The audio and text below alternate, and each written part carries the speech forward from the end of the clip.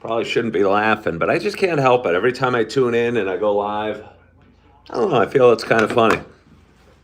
Even on down days in the market. But good afternoon, good afternoon, good afternoon to you. My name is Ken Tracy, and this is the Closing Bell with Ken. It's a little show. It's a repeat of a show I did a week ago.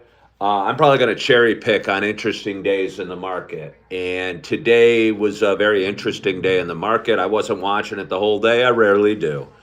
But I left from my hotel room here in Appleton, Wisconsin early this morning. I had to drive back to the Chicago suburbs where I'm from and take care of a little business. I turned around and headed back north and pulled into Wisconsin about an hour ago, just in time to see the market open and close. There goes the closing bell. So I'm going to turn down the volume on there. Good afternoon, Kelly. Hello, Sergeant Gusty. Well, I'm doing well, and good afternoon, Kelly. But anyway, it was an interesting day in the market, and we saw a big sell-off beginning of last week, or I think the first 4 days of last week, and kind of seemed to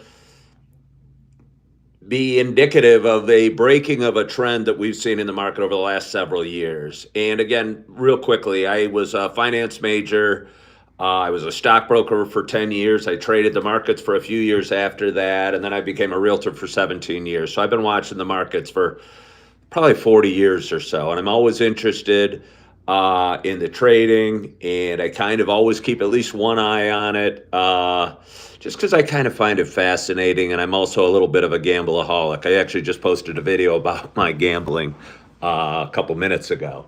But anyway, we saw the market open up today. There was some various news out there. I think Trump signed something, did something with Bitcoin that caused Bitcoin to jump up significantly at the open, and the rest of the market kind of followed suit. And I had a guy reach out to me, I think it was yesterday, say, hey, did you see the news on Bitcoin? And I was in the middle of a talk about something else. And to be honest, had seen the news. I had seen it trade up, but also knew that given the market had sold off last week, that most traders would probably look at that as an opportunity to take profits on the up position today. And when I saw that both the NASDAQ and the Dow and the S&P 500 open up, I don't know if they opened up 200 or not this morning, but something like that. Given the trading action we saw last week, I thought the market was probably going to be in trouble. I didn't know that it was going to sell off this much. The Dow ended up down 650 points. The NASDAQ down 497, like 2 and 3% each. Overall, though, since the high back in December, the NASDAQ is down about 9%.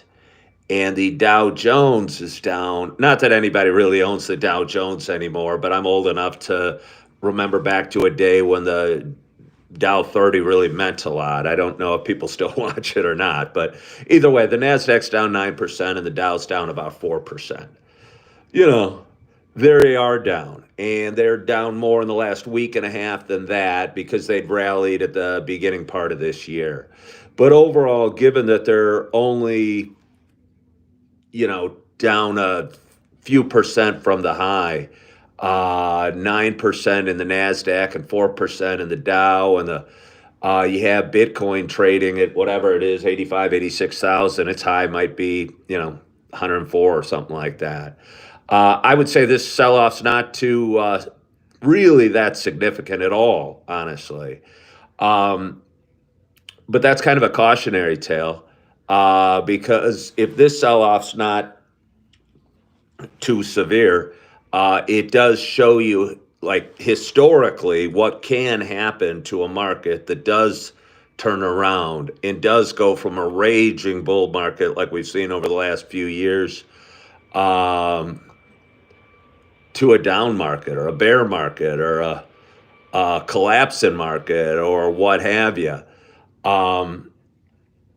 We've seen just a hint of fear over the last week and a half in the market.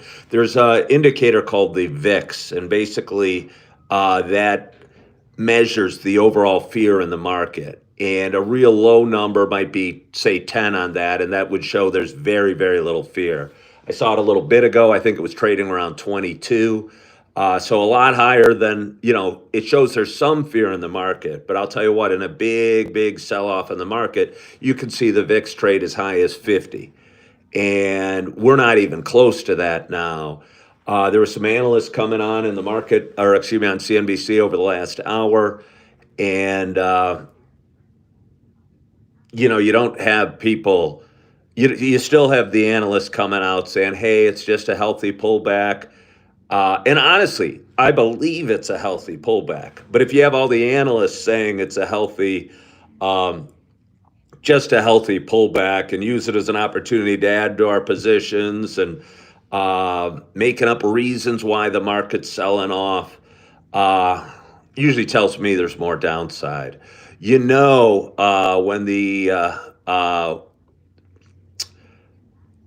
I guess what I'm saying is I've been around long enough, and some of you guys probably have as well, to see some real capitulation, if you will, in the market, where the market really feels bad, and it really feels like it's going to zero, and it really feels like stocks haven't been up in 2 months or something like that. What we've seen here over the last 10 days, or excuse me, 6 days, I guess, of trading is relatively a fairly modest sell-off. Again, 4% from the high in the Dow and 9% high in the NASDAQ.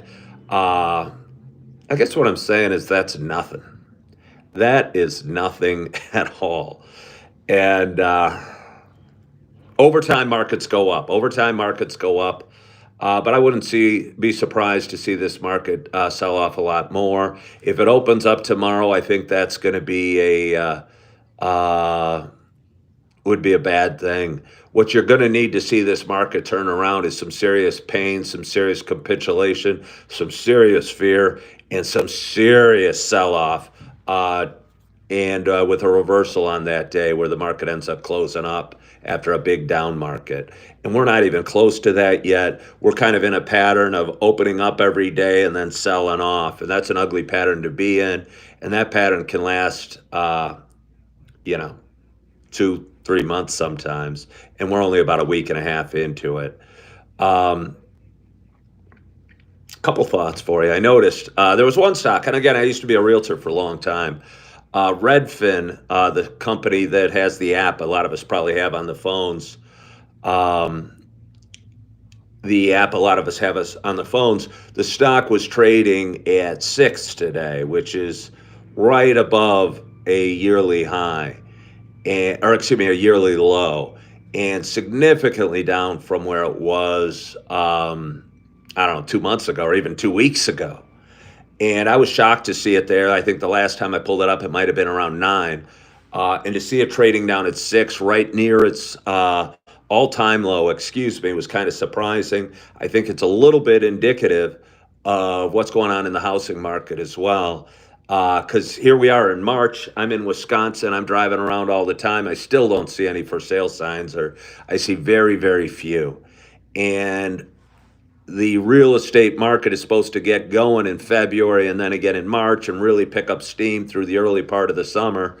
And we're not seeing that at all. And it tells me something's still very broken in the housing market. And I think we're just getting a taste of a break in the stock market as well. Again, down 4% in the Dow and down 9% in the NASDAQ from the highs. So I would say this is, I'm not I'm no longer a professional. I'm not an investment rep of any way. Or I say do your own research. Use this show primarily for entertainment purposes, but I do have a lot of experience in the markets. I have been trading them for almost 40 years now. And although there's big red letters on the screen right now that say market sell-off, the NASDAQ was down like 2.5% today, and the Dow was down like almost 2% or something like that, or maybe 2%, or maybe just over. But that's really nothing in the grand scheme of things. And really nothing in the grand scheme of things. And if I was a trader right now, the last thing I'd want to see is an up market tomorrow at the open, because what that does is a lot of people that are out there holding stocks and going, oh crap, the market has been selling off. It gives them an opportunity to sell a little higher than they were at the open, and that's what happens. And then you see the market slide again, and you really need to break that with a big sell-off at the open. They're throwing around reasons for the market being down today. They're talking about tariffs and Trump and this and that. But they always come up with reasons to validate a big sell-off. And I don't think it's necessarily because of the tariffs. I think the stock market was bought up for the previous months of 2024, the last few months of 2024, in anticipation of a Trump victory. And he's doing exactly what he said he'd do. And, now we're seeing the market sell off. And I wouldn't be surprised to see a little more pain out there. So I'm going to sip a little more coffee, see if there's any earnings coming out in the next half hour or so, and maybe edit some videos and post some videos and enjoy the rest of my day. I've been driving most of the day. It feels good to be back home, or at least in my hotel room. Going to have a quiet night tonight and relax, and look forward to a great day tomorrow. So I want to thank you so much for joining today on the Closing Bell with Ken. I still think a lot of things look really weak. I still think Bitcoin at 85,000 is definitely going to 70 and probably lower. I still think the stock market's got a ton of downside. Again, we've seen a market go up the last 2 or 3 years like I've never seen. Straight up with almost like this is a big pullback. This is big news. And this is nothing. This is nothing. This is just a little blip. Cricket Connoisseur says, why on earth are prices still so high? That's not what we voted for in MD. Oh, and inflation? You mean prices of gas or eggs or whatever? Yeah, I don't know. Not a concern. I don't know. It takes a while to turn things around. I don't know if things are going to get turned around. I think the market's in trouble. I think the economy's in some trouble. Again, I think we did some damage to it 40 years ago and never really had to face the pain that is massive printing of money and a shutdown of the free markets and a shutdown of the economy during COVID. And I think we're destined to feel a little pain, and we're going to feel some changes in the housing market, changes in the stock market, and that's probably was due to happen no matter what president was in office or what policies were enacted or what have you. I think we're due for correction and perhaps then some. We've seen nothing but up markets for the longest time now. So, yeah.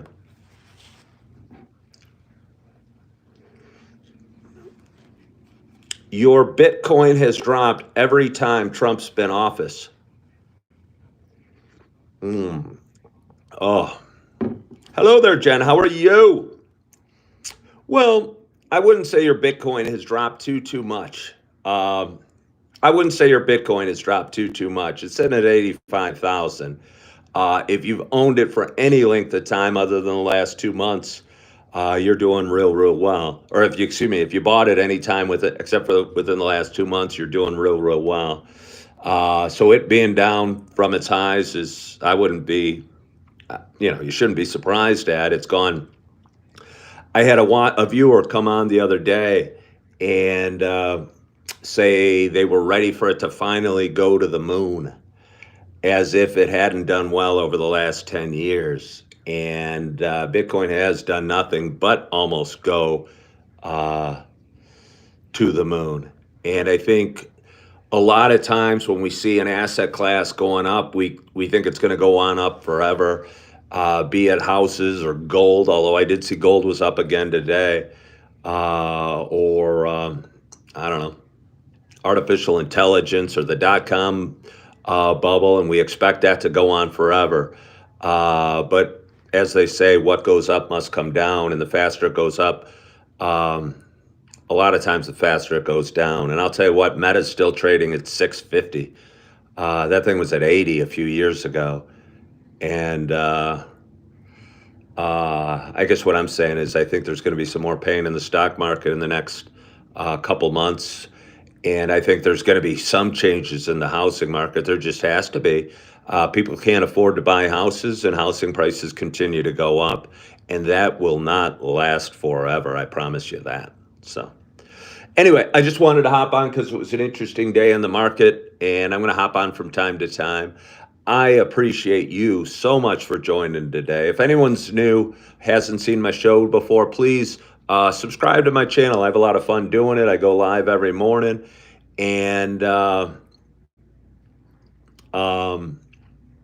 with my Coffee with Ken show, and enjoy doing that a lot, where I talk about life.